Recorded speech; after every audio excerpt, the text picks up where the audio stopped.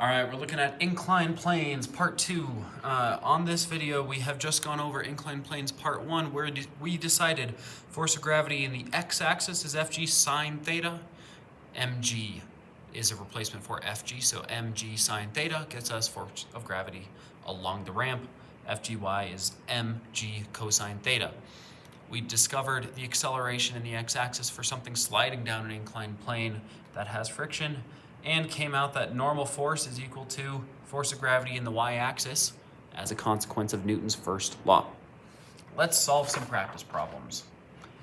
A 60 kilogram skier skis down a 41-degree hill with a coefficient of kinetic friction. Mu k is 0.2. Draw the free body diagram, then the component free body diagram. Well, we can look at our box and say, right, force of gravity, straight down. Straight down. That does not change. Everything I've mentioned about where does gravity point, straight down, has been for this lesson. Normal force will be straight off the hill. They're sliding down, which means friction is up the hill. So gravity, normal force, friction. I find it easy to label the picture and then to draw on the dot. And remember that our axes, we have done this. So we're taking our axes and just rotating them to say that normal force is straight along the axes. Frictional force is straight along the axes. The ones that we are changing is gravitational force, because gravitational force points down and left. So now there's down and left. Fgy, Fgx. All right, part B. Determine the component of the skier's weight down the hill. Well, weight is force of gravity, and then down the hill is the x-axis. So we're asked for Fgx. All right, on this question, we have our expression for force of gravity in the x-axis. Well, it's Fg. Normally x is cosine, but inclined planes are weird. You flip them. So x-axis is sine theta. Mg is our replacement for Fg. So Mg sine theta. So then Fgx, mass is 60, G is 10. Take the sine of 41 degrees, and we can plug that into our calculator. 394 newtons. Determine the normal force on the skier. Well, normal force is in the y-axis, right? We look at these here.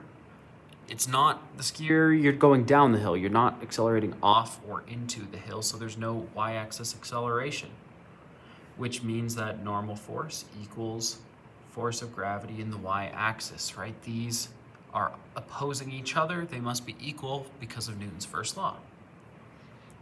So then normal force, force of gravity, and then y-axis, right? Inclined planes are weird, and you can see why. Cosine is in the y-axis. So we can replace force gravity with mg cosine theta. So then normal force is mg cosine theta. And when we plug that into our calculator, because I already had most of that typed out, I'm going to do second entry, backtrack to where it says sine, and just click cosine instead. 453 newtons. And if you didn't see the second entry part of that, that's okay. Just retype the whole expression into the calculator. Determine the acceleration of the skier down the hill.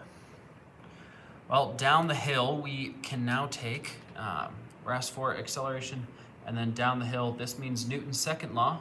This means in the x-axis. So these sum of the forces in the x-axis. Well, down the hill we have FGX. We'll call that positive, right? Because it's the direction of motion. Acting against the motion, we have force of friction. All right, MA, force of gravity in the x-axis is mg sine theta, because x-axis is now sine, minus mu Fn. Okay, one more substitution line, mg sine theta, because minus mu, and the normal force we found up here. Oh, I didn't need to do all this, whoops, because we have a number for that. We have a number for these. So M60A is what we want. And then force of gravity in the x-axis, we already have 394. Minus force of friction is mu, 0.2. Fn, 453.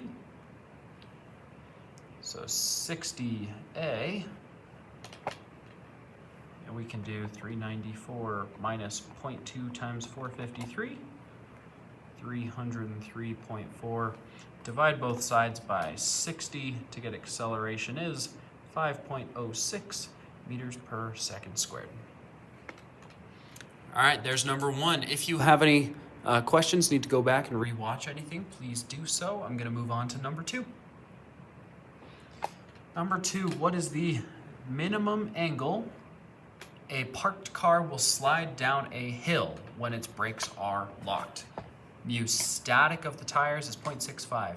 Essentially, we're looking for, right, if you're parked on a level hill, you're good to go with a car. If you're parked on a steeper hill, you might, right, with your car here,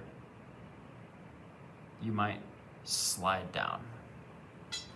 And we should put this all with respect to the flat line horizontal. So we're looking for what angle theta will we start to slide? All right, well, let's draw our free body diagram here. So we've got force of gravity straight down, even though we have some imaginary hill with some angle theta. Force of gravity straight down, normal force straight off the ramp. Friction is trying to prevent the car from sliding. All right, and if we rotate to look at our ramp like it's our flat surface, it looks good with friction straight off, normal force straight off, friction straight up, gravity goes down to the earth, not into the ramp. And then our component free body diagram is similar. It's the exact same as the previous problem, right? Normal force and friction are along the axes, but we have to translate force of gravity because it is down and left. So down and left. If we're looking for the minimum angle, essentially that means what is the maximum static friction that we could have? So immediately when it starts sliding, that would be when FGX, right, down the hill, just barely outweighs force of friction static maximum. So anytime force of gravity is greater than the force of friction static max, it will slide down the hill. And if it's equal to, it'll slide down the hill with a constant velocity. Oh, I'm sorry, it won't slide down the hill, but that's the breakaway point. Right, because if it had a constant velocity, then it would be kinetic friction, and we'd forget static. So force of gravity, we're looking for right at that instant, Fg sine theta, right, x-axis is now sine, just happens to be right at the point where we're at the breakaway point, mu static Fn. So mg sine theta, right when it's just barely equal to, and the normal force, because acceleration in the y is 0, normal force is equal to Fgy. and FGY is mg is the force of gravity. Inclined planes are weird. You can see y cosine theta. So we can plug this in for normal force here, mg cosine theta. Well, there's an m on both sides. There's a g on both sides. So if I want to know, right, what is the minimum angle, I've got to get all the thetas together. Essentially on this, if I simplify mu static cosine theta, I'm going to divide both sides by cosine theta. What that does is that gets me mu static is equal to sine theta over cosine theta. This is a definition from trig, where if you've been taking trig, you know this definition. Sine divided by cosine of any theta is equal to tangent of that theta. And that's a definition from trig, is that sine theta over cosine theta equals tan theta. So to find the angle, right, we just take the inverse tangent of both sides. So if you get the inverse tangent of mu static, that will get you the minimum angle at which you would slide. Or you could rephrase that as the maximum angle at which the car does not slide. All right, it's the same phrasing, because I mean that comes down to 1/100th of a degree, and we can't perceive those differences ourselves. So we can call those angles the same thing. So that's the minimum angle that it slides, or the maximum angle that it does not slide. That gets you by just taking the inverse tangent of the coefficient of friction, which we found this derivation in the problem. Here's just coming back to, right, in physics, if you do a derivation and it ends with a very simple phrase, it means you've probably done it right. Now, not all derivations end with a simple phrase, but if it ends in a simple phrase, you've probably done it correctly. All right, there's that page. We're gonna go one more page on these class problems. Just last couple of questions here. Children's slides are regulated, must not be more than 30 degrees or they're considered unsafe. 15-kilogram child slides down a 30-degree slide. Thrilling. It's the maximum angle you can get. With a frictional force of 27 newtons resisting the child's motion down the slope. Draw a free body diagram of the child on the slide. I'm hoping this is where you feel fairly confident. Force of friction up the slide, force of gravity straight down to the center of Earth, normal force off the slide. All right, by this point, we've drawn that free body diagram many times. In our axes, now the component free body diagram, friction and normal force are the same. And the change is that force of gravity, because we shift our paper, is down and left. So we need to go down, FGY, and left, FGX. All right, determine the weight of the child. Remember, weight, that word means force gravity. And it doesn't say down the slide or down the hill, so it just means FG. Mg, we can say, right, mass is 15, so mg, 150 newtons. Okay, there's the first part.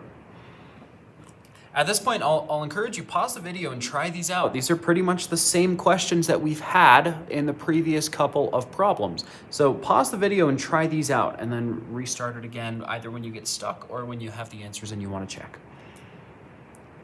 Component of the weight, pulling the child down the slide, FGX, right? Down the slide means the x-axis. Component of weight means force of gravity, x-axis. So we could have arrived at that FGX ourselves. Well, FGX equals FG, and then inclined planes, right? You flip what's usual. Usually x is cosine. Inclined planes, we reverse that, so x-axis is sine theta. We already have force gravity, so 150 sine 30 degrees. 150 sine 30 It's a 75, so FGX equals 75 newtons. Determine the normal force on the slide. All right, well, normal force here is exactly the same as FGY. So I'm just going to start this by setting up Newton's first law in the y-axis, because acceleration in the y is 0. So Newton's first law in the y-axis. Fn equals Fgy. All right, force of gravity in the y-axis. Inclined planes are weird, and you can see why, because cosine is in the y-axis.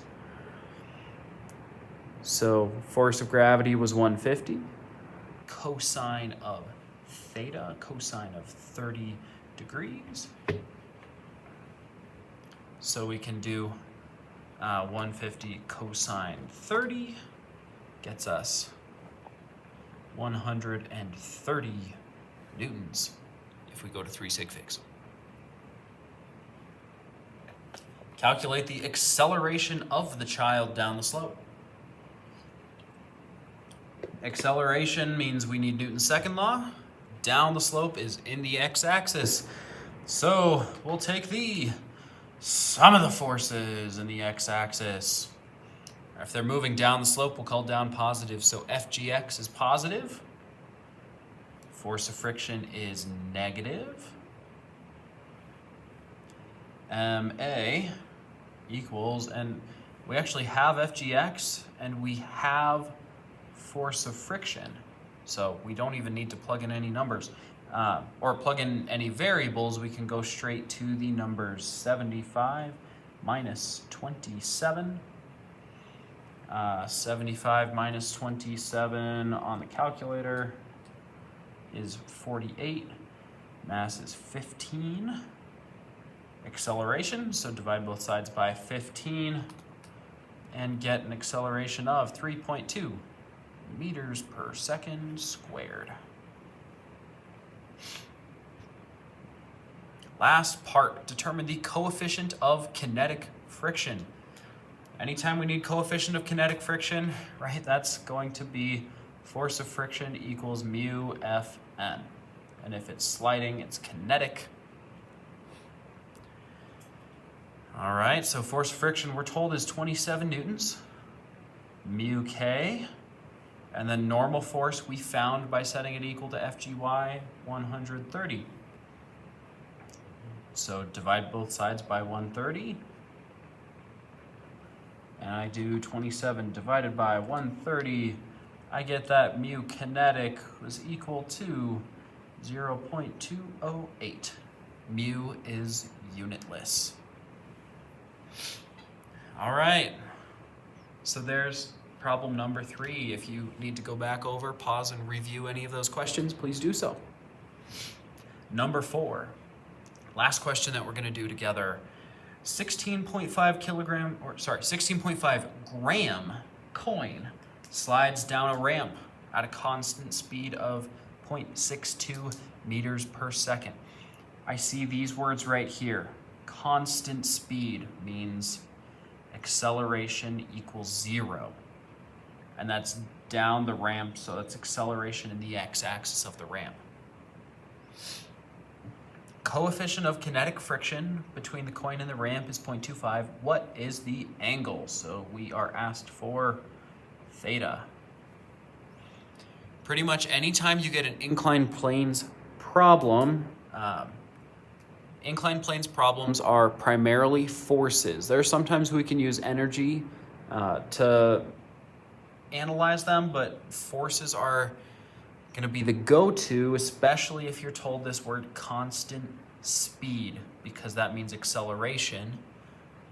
Right? As we draw our free body diagram, same free body diagram because we're sliding down a ramp. So force of gravity to the center of Earth. Sliding down a ramp means friction goes up the ramp. Normal force is off the ramp. So when we do our components here, because we angle our paper, friction and normal force are kept the same. but then force of gravity goes down and left, so down, FGY, and left, FGX. All right, we're told information about acceleration in the x-axis, which means we can say Newton's first law in the x-axis, which is new. We haven't been able to say that yet. So we're going to look at FGX equals force of friction.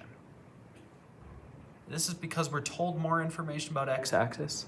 I'm going to use the x-axis. So FGX is force of gravity, and then x-axis means in inclined planes we flop what we usually do, sine theta. Force of friction means mu Fn. Okay, well, we're going to have to take a side quest for Fn over here.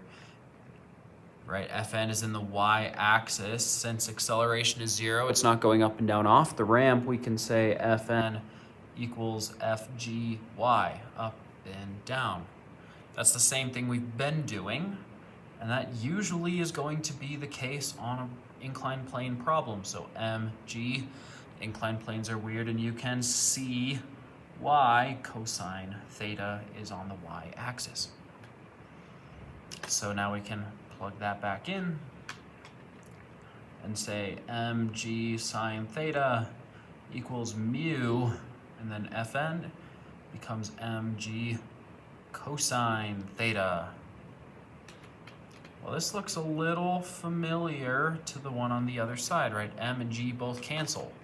So I can say sine theta equals mu cosine theta. I'm going to divide both sides by cosine theta, so sine theta over cosine theta is mu. Remember, this is our kinetic because it's sliding. So mu k equals tangent theta, which means I can find theta by taking the inverse tangent of the coefficient of friction, 0.25, to get, right, the inverse tangent. So second tangent of 0.25, I get theta as 14 degrees. All right, there's our inclined planes problems here. Essentially, big takeaways are these angles. Force of gravity x is mg sine theta. Force of gravity y is mg cosine theta. And then rotate your axes. Those are our big takeaways for our inclined planes unit. The reminders are there for you on the first page of class problems. As you run into questions, let me know. Otherwise, happy physics problem solving.